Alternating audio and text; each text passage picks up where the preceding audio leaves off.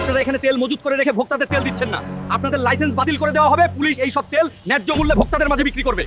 আরে স্যার, ঈদের আগে তেল মজুত করে যে সংকট তৈরি করলাম, কিন্তু লাভের লাভ তো কিছুই হলো না। এখন কি করব আমরা?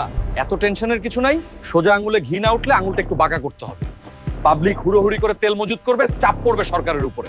সেটা কিভাবে সম্ভব? প্রথমে আমাদেরকে সাংবাদিকদের মাধ্যমে প্রচার করতে হবে সামনে তেলের তীব্র সংকট দেখা দিচ্ছে।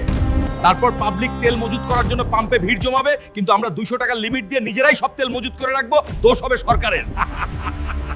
শোনেন সাংবাদিক ভাইয়েরা, আপনাদের প্রত্যেকের জন্য স্পেশাল গিফট আছে।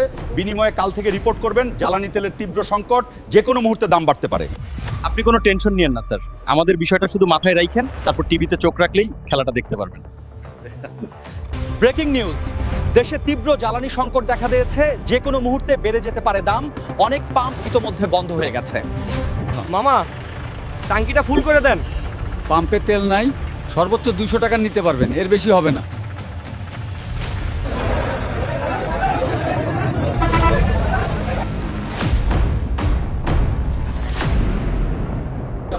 শোনেন, 200 টাকার বেশি তেল দেওয়ার নিয়ম নাই, আজকে দেওয়া শেষ। আপাতত তেল নাই, আপনাকে আগামীকাল আসতে হবে, বুঝলেন তো? এটাই এদের ফাঁদ। একে তো লিমিট দিয়ে রাখছে, তারপর আবার নিয়মিত দিচ্ছে না, অথচ খোলা বাজারে 300 টাকা লিটার তেলের অভাব নাই। তেল থাকা সত্ত্বেও তেল দিচ্ছেন না। ভোক্তা অধিকারে কল দিচ্ছি, তারা আসার পর মজাটা বুঝতে পারবেন। আপনারা এখানে তেল মজুত করে রেখে ভোক্তাদের তেল দিচ্ছেন না।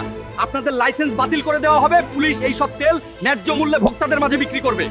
আমি সরকারকে কঠোর নজরদারি, স্বচ্ছতা এবং আইন প্রয়োগের মাধ্যমে এই সিন্ডিকেট ভাঙার আহ্বান জানাই।